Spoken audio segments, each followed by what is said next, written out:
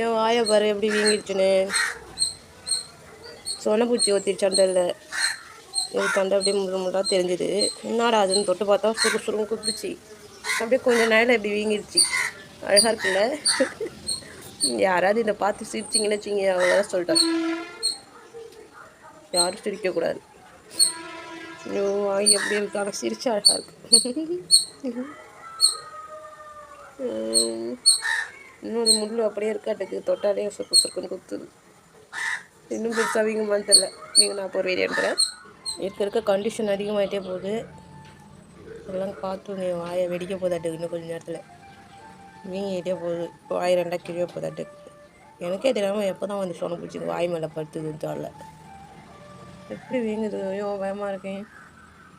சாப்பிட வேற முடியாதா? 100 ரூபாய்க்கு இறால் வாங்கிட்டு வந்திருக்காங்க வேறு. நான் எப்படி சாப்பிட்றது? வாயை தூக்கவே முடியல. குழம்பு வச்சுட்டு அது உப்பு இருக்கான்னு ஊதுறேன். காற்றே வாயிலேருந்து வரல. காற்று வர அளவுக்கு கூட இந்த வாய் ஓப்பன் ஆக மாட்டுது. யாரோ என் வாயை பார்த்து கண்ணு போட்டாங்களா அதுக்கு.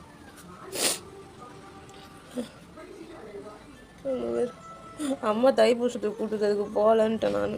அதுவும் தைப்பூசத்துக்கு நான்வெஜ் செஞ்சது தான் இப்போ தப்பு. அதுதான் கடவுள் என் வாயை எங்கே வச்சிச்சு.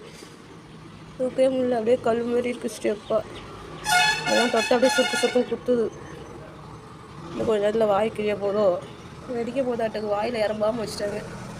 ஆக்சுவலாக இந்த வீடியோ வந்து என் தங்கச்சிங்களுக்கு எடுத்து அனுப்புனேங்க. நான் ஒரு டைம் என்ன ஆச்சுன்னா, இறால் வாங்கிட்டு வந்திருந்தாங்க. அதை வந்து வெளியில் உட்காந்து அதை க்ளீன் பண்ணிகிட்டு இருக்கும்போது இந்த எட்டுக்கால் பூச்சிலாம் தொங்கும்ல, ஒன்று நீட்டாக நூல் கட்டி தொங்குமே, அந்தமாரி தான் தொங்கிட்டு இருந்தது. குட்டி குட்டி சொன்ன பூச்சி, அதுவும் உயிர் இல்லாததான். அப்பயும் நான் என்ன செஞ்சேன், சரி இங்கே தொங்குதேன்னு சொல்லிட்டு நான் ஓரமாக தான், அது எங்கேயுமே இல்லாத இடத்துல தான் போய் உட்காந்து க்ளீன் பண்ணிகிட்டு இருந்தேன். அப்பயும் இந்த காற்றுல பறந்து வந்து வாய் மேலே அங்கே விழணும், வாய் மேலே விழுந்துருக்காட்டுக்கு.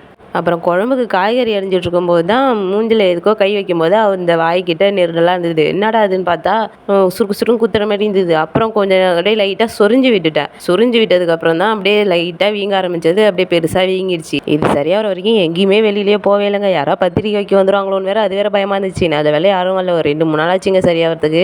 எனக்கே என்னை பார்க்கக்குள்ளே ஃபன்னாக இருந்துச்சு. அதனால தான் நான் வீடியோ எடுத்திருந்தேன். சரி இதை அப்படியே சிஸ்டருக்கு அனுப்பினா அதுங்களும் சிரிச்சிருக்காங்கன்னு அனுப்பிவிட்டா அதுங்க காலேஜுக்கு எடுத்துகிட்டு போய் அதுங்க ஃப்ரெண்ட்ஸுக்கிட்டையும் காமிச்சு சிரிச்சிட்டு வந்திருக்குங்க.